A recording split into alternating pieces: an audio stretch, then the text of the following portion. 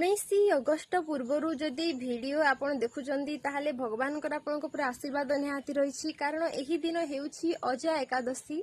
जे व्यक्ति यही अजय एकादशी पालन करती से ही व्यक्तिर प्रत्येक मनस्कामना पूर्ण होता है। जीवन में हारी जाइथिबा संपत्ति हेउ बा जीवन में हारी जाइथिबा कोनोसी वस्तु जदि एकादशी से व्यक्ति पालन करती ताहले से जिनिस को पुनः प्राप्त करिथांती। तो जीवन में हारी जाउथुबा प्रत्येक दिगरे असफलता प्राप्त करुथुबा व्यक्ति यही एकादशी पालन करने द्वारा प्रत्येक दिगरे तांकर विजय होता है। एकादशी पालन किपरि करिवे तो प्रातः काल उठी भगवान को स्नान कराई भगवान को पूजा अर्चना करें। भगवान से समय अत्यधिक नाम जाप करंतु और से दिन अन्न खाइबा मना और शस्य जातीय खाद्य खाइबे नहीं।